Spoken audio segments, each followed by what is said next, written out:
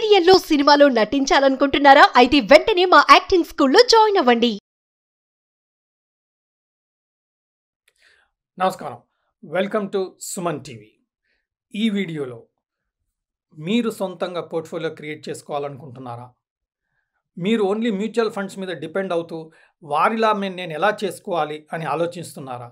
So అలాంటప్పుడు మీకు ఈ వీడియో కరెక్ట్ వీడియో. మీరు కరెక్ట్గా ఈ వీడియో వినండి. ఇందులో మీరు సింపుల్గా కొంత స్టడీ చేసుకొని ఎలా మీరే సొంతంగా ఒక పోర్ట్ఫోలియో క్రియేట్ చేసుకొని అందులో కూడా ఎస్ఐపి ఎలా చేసుకోవచ్చో మీరు చూడొచ్చు. సో పోర్ట్ఫోలియో ఎలా బిల్డ్ చేసుకోవచ్చు, ఎస్ఐపి ఎలా డిసైడ్ చేసుకోవచ్చు, మీరు చేసుకుంటే మ్యూచువల్ ఫండ్ విధంగా మీరు ఇన్వెస్ట్ చేసుకొని మ్యూచువల్ ఫండ్స్ వాళ్ళు ఎలా రిటర్న్స్ ఇస్తున్నారో అలా మీరు సొంతంగా రిటర్న్స్ తీసుకోవచ్చు. అండ్ మీకు తగినంత ఇన్వెస్ట్మెంట్ మీరు పెట్టుకోవచ్చు. ఇందులో even 100 rupees, 200 rupees, 300 rupees stocks కూడా సెలెక్ట్ చేసుకొని అందులో ఇన్వెస్ట్ చేసుకొని అది మల్టీబ్యాగర్ రిటర్న్స్ ఇచ్చే పరిస్థితిగా, లేదంటే మంచి రిటర్న్స్ మ్యూచువల్ ఫండ్స్లో ఇచ్చేలా కూడా చూడొచ్చు. దీనికి చేయాల్సిందల్లా సింపుల్. చాలా వరకు మనకేమనిపిస్తుందంటే ఒక రీసెర్చ్ చేసి ఒక స్టాక్ని సెలెక్ట్ చేసి స్టడీ చేసి పోర్ట్ఫోలియో క్రియేట్ చేయాలంటే చాలా టఫ్ అనుకుంటాం. So portfolio creation and SIP planning ఈ రెండు విషయాలు నేర్చుకోవాలనుకుంటే ఈ వీడియోలో మీకు తగిన వ్యూస్, నేను చేసే రీసెర్చ్, నేను చేసే స్టడీ షేర్ చేయడం జరుగుతుంది. సో మీకు కూడా కొంత ఉపయోగపడుతుందన్న ఆలోచనతో ఇది చేయడం జరుగుతుంది. ఫస్ట్ ఏంటంటే మనం డే టు డే యూజ్ చేస్తున్న products, day to day observe చేస్తున్న కంపెనీస్, వాటి మీద ఫస్ట్ ఫోకస్ చేసుకుంటే మన వర్క్ 50% తగ్గుతుంది. ఎందుకంటే ఆ కంపెనీస్ గురించి మనకు అవగాహన ఉంటుంది. వారి ప్రొడక్ట్స్ అయినా సరే, ఆ కంపెనీనైనా సరే మనం అబ్జర్వ్ చేశాం కాబట్టి ఆ బ్రాండ్ గురించి ఐడియా ఉంటుంది.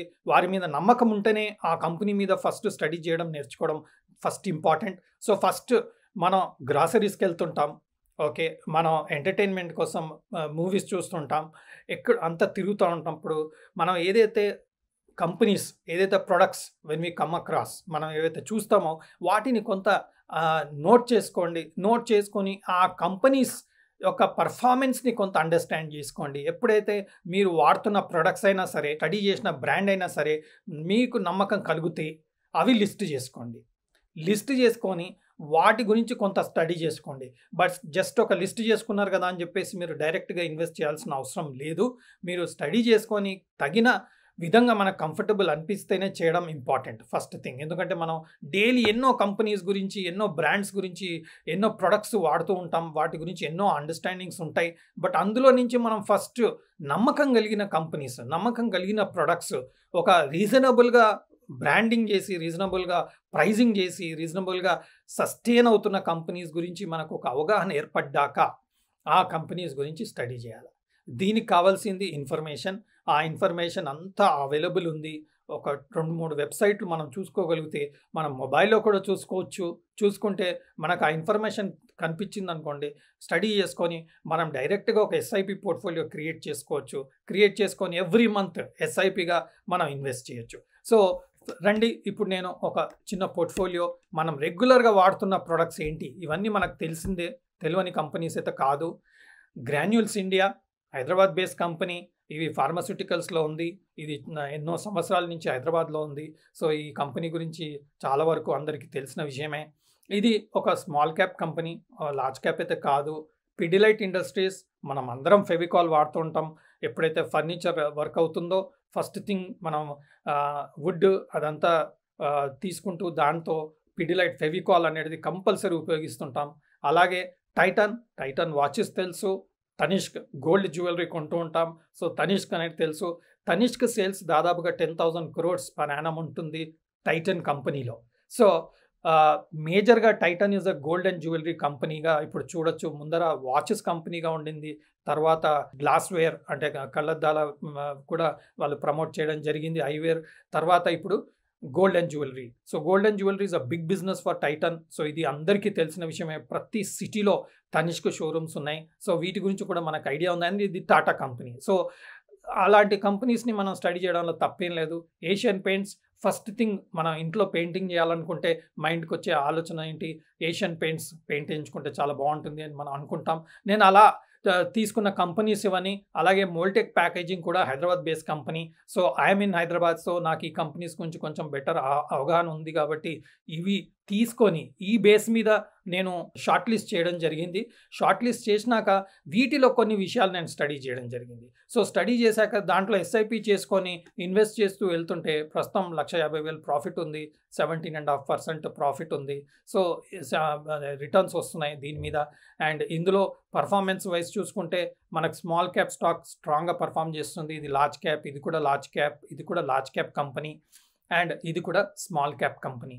సో ఈ స్టాక్స్ లిస్ట్ చేసుకొని ఎస్ఐపిగా నేను సెట్ చేసుకొని ఇన్వెస్ట్ చేయడం జరుగుతుంది రెగ్యులర్గా ఎవ్రీ మంత్. సో ప్రస్తుతం నా ఇన్వెస్ట్మెంట్ పైన ఇది 17.5% ప్రాఫిట్ చూపిస్తుంది.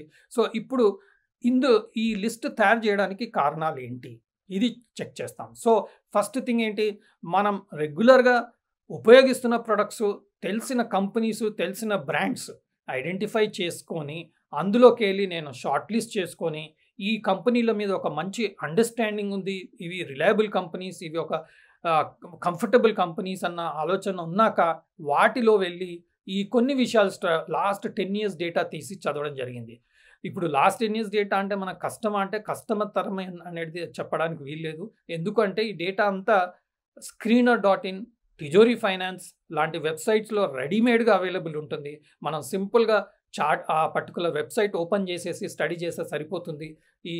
మనం చూడాల్సింది ఏంటి, కంపెనీలో 10 years డేటా తీసి ఎవ్రీ ఇయర్ రెవెన్యూ గ్రో అవుతుందా అంటే సేల్స్ గ్రో అవుతుందా చూసుకోవడం. నెక్స్ట్ ఆపరేటింగ్ ప్రాఫిట్ ఎలా ఉంది అంటే ఏదైతే బిల్లింగ్ చేస్తారో మనకు ఆ బిల్లింగ్ చేస్తున్న ప్రైస్ మైనస్ ఆ ప్రొడక్ట్ తయారు చేయడానికైన ఎక్స్పెన్సెస్ ఏంటి, అది మైనస్ చేస్తే మనకు ఆపరేటింగ్ ప్రాఫిట్ అనేది వస్తుంది. నెక్స్ట్ నెట్ ప్రాఫిట్ అంటే మనకు వచ్చిన ఆపరేటింగ్ ప్రాఫిట్ నుంచి ఇంట్రెస్ట్ పే చేయడం, డిప్రిసియేషన్ మైనస్ చేయడం, ఇవన్నీ చేశాక మనకు ఫైనల్గా ఎంత ప్రాఫిట్ మిగిలింది అనేది నెట్ ప్రాఫిట్. ఇది కూడా గ్రో అవుతుందా లేదంటే ఈ ఆపరేటింగ్ ప్రాఫిట్ నుంచి ఇంట్రెస్ట్ డిప్రిసియేషన్ చాలా వెళ్ళిపోయాక ఏం మిగలట్లేదా అనేది మనం నెట్ ప్రాఫిట్లో చూసుకోవడం జరుగుతుంది. సో నెట్ ప్రాఫిట్ వచ్చాక నంబర్ ఆఫ్ అవుట్ స్టాండింగ్ షేర్స్తో డివైడ్ చేస్తే మనకి ఈపీఎస్ వస్తుంది. మనకు ఇవన్నీ ఫార్ములాస్ అవసరం లేదు. మనం సింపుల్గా ఇదంతా క్యాల్కులేషన్స్ చేసి screener.in వెబ్సైట్లో ఇది ప్లేస్ చేయడం జరిగింది కాబట్టి మనం డైరెక్ట్గా ఈ పర్టికులర్ ఇన్ఫర్మేషన్ చూసుకోవచ్చు. అలాగే రిటర్న్ ఆన్ ఈక్విటీ ఎలా ఉంది, క్యాష్ ఫ్లోస్, చాలా వరకు కంపెనీస్ ఏం చేస్తాయి అంటే బిల్లింగ్ చేశాక క్యాష్ ఫ్లోస్ ఏమవుతుందంటే బిల్లింగ్ చేయడం చూపిస్తారు, బట్ అకౌంట్లో క్యాష్ వచ్చిందా లేదా, అన్ని అవుట్ స్టాండింగ్లో ఉంటే లాభం లేదు కదా. బిల్లింగ్ చేశాక అమౌంట్ కంపెనీలోకి వస్తే అకౌంట్లోకి వస్తేనే మనకు లాభం. సో ఇక్కడ కొంత మ్యానిపులేషన్స్ చేసే అవకాశం ఉంటుంది కాబట్టి మనం క్యాష్ ఫ్లో స్టేట్మెంట్ తీసి క్యాష్ ఫ్లోస్ చూద్దాం. 3 స్టేట్మెంట్లు గుర్తుపెట్టుకోండి ఎప్పుడైనా ఫైనాన్షియల్గా. ఒకటి ప్రాఫిట్ అండ్ లాస్ స్టేట్మెంట్, దాన్ని మనం ఇన్కమ్ స్టేట్మెంట్ అని కూడా అంటాం. Next balance sheet, third cash flow statement. ఈ 3 స్టేట్మెంట్లు చూస్తే మనకు ఒక కంపెనీ యొక్క పర్ఫార్మెన్స్ అనేది బెటర్గా అర్థమయ్యే అవకాశం ఉంటుంది. సో ఈ డేటా ఏదైతే ఈ 3 స్టేట్మెంట్లు ఇస్తుండ్రో అది బెటర్ డేటానా, రిలయబుల్ డేటానా, ఏదో కుక్కప్ చేసిన డేటానా అనేది ఆ డౌట్స్ రిలీజ్ చేసుకోవడానికి కొంత ఫారెన్సిక్ అకౌంటింగ్ చేయడం ఇంపార్టెంట్. దీనికి కూడా మనం వర్క్ చేయాల్సిన అవసరం లేదు. మనకు తిజోరీ ఫైనాన్స్లా ఎన్నో పారామీటర్స్ మీద కంపెనీస్ ప్రొవైడ్ చేస్తున్న డేటా కంఫర్టబుల్ ఉందా అండ్ రిలయబుల్ డేటానా కాదా అని తెలుసుకునే అవకాశం ఉంటుంది కాబట్టి సింపుల్గా అందులో చూసుకోవచ్చు. నెక్స్ట్ ఈ కంపెనీస్ రెగ్యులర్గా కొత్త ప్రొడక్ట్స్ ఇంట్రడ్యూస్ చేస్తుందా, కొత్త కంపెనీస్ అక్వైర్ చేస్తుందా అనే విషయం కూడా మనం screener.inలో చూసుకోవచ్చు. నేను తగిన ఇన్ఫర్మేషన్ మీకు ఇప్పుడు చూపిస్తాను ఈ వీడియోలో, చూడండి. సింపుల్ అండ్ ఈజీగా ఉంటుంది. కొంత ప్రాక్టీస్ అనేది చేయాల్సిన అవసరం ఉంటుంది. ఈ ప్రాక్టీస్ అనేది మనం చేస్తే కొంతవరకు మ్యూచువల్ ఫండ్స్ వాళ్ళు ఎన్నో కంపెనీస్ని వాళ్ళ పోర్ట్ఫోలియోలో ఇంట్రడ్యూస్ చేస్తూ ఉంటారు. ఆ కంపెనీస్ కరెక్ట్ కంపెనీసా అని కూడా మనం చూసుకోవచ్చు. ప్రైస్ గ్రోత్ వర్సెస్ ఫండమెంటల్స్ అంటే కంపెనీ పర్ఫామ్ చేస్తుంది బట్ స్టాక్ ప్రైస్ రియాక్ట్ అవ్వకపోతే మనకు లాభం లేదు. అంటే ఒక ప్రాపర్టీ కొనేటప్పుడు ఆ ఏరియా అంతా డెవలప్ అవుతుంది కానీ ఆ ల్యాండ్ మాత్రం డెవలప్ అవ్వట్లేదు, ప్రైస్ మాత్రం మంచి రేట్ పలకట్లేదు అంటే అర్థం ఏంటి, ఆ ప్రాపర్టీలో ఏదో ప్రాబ్లం ఉందని అర్థం. అంటే మనకు కనిపించినంత క్లియర్గా ఆ ప్రాపర్టీ లేదు అనేది అర్థం. అలాగే స్టాక్ ప్రైస్ గ్రో అవ్వకపోతే ఫండమెంటల్స్లో ఏదో ఇబ్బంది ఉంది అనేది మనం గ్రహించాలి. సో ఎప్పుడైనా ఫండమెంటల్స్తో స్టాక్ ప్రైస్ కూడా గ్రో అవుతుందా లేదా మనం చూసుకోవాలి. ఈ డేటానంతా మనం ఎక్సెల్లో అవైలబుల్ ఉంటుంది. మనం డైరెక్ట్గా వెబ్సైట్ నుంచి తీసేసుకొని ఎవరికైతే చార్ట్స్ అప్లై చేయడం వచ్చో చార్ట్ పరంగా ఆ డేటాని డిస్ప్లే చేసుకొని కూడా మనం ఈ విధంగా చూసుకోవచ్చు. లేదు అంటే సింపుల్గా మనం screener.in వెబ్సైట్కి వెళ్ళి ఇప్పుడు మనం చేయాల్సింది ఏంటి, ఇప్పుడు టైటన్ అని మనం టైప్ చేసేస్తే ఇక్కడ అంత ఇన్ఫర్మేషన్ అవైలబుల్ ఉంటుంది.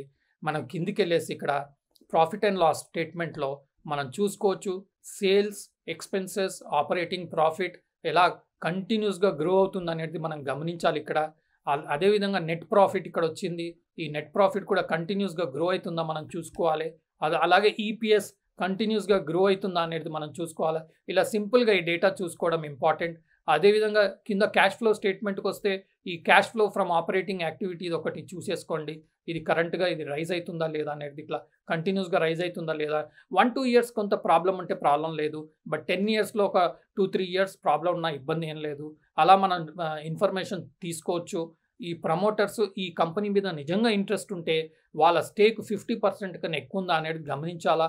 సో జూన్ 2024లో వీళ్ళ స్టేక్ కంపెనీలో వాళ్ళ హోల్డింగ్ అనేది 50% ఉంది కాబట్టి ఇది పాజిటివ్ కంపెనీ, స్ట్రాంగ్ కంపెనీ అన్నట్టుగా మనం తీసుకోవచ్చు.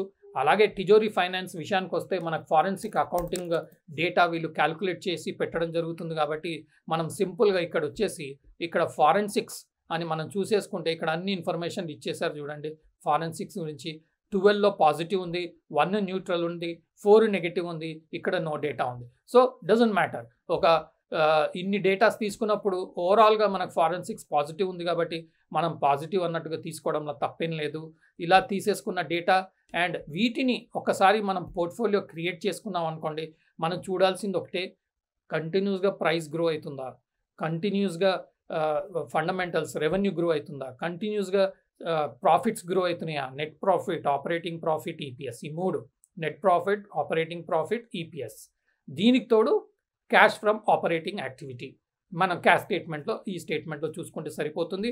అలాగే మీరు ఇలా డేటా తీసేసుకోండి, 10 ఇయర్స్ డేటా తీసుకోండి, స్టాక్ ప్రైస్ ఎలా ఉంది, గ్రో అవుతుందా చూసుకోండి. ఇలా సింపుల్గా సరిపోతుంది. ఓకే, ఇలా చూసేసుకున్నాక మనం ఎప్పుడైనా ఒక్క పాయింట్ మాత్రం గుర్తుపెట్టుకోవాలా, పీ రేషియో అనేది చాలా ఇంపార్టెంట్. ఇక్కడ స్టాక్ పీ రేషియో ఎంత తక్కువ ఉంటే అంత మంచిది.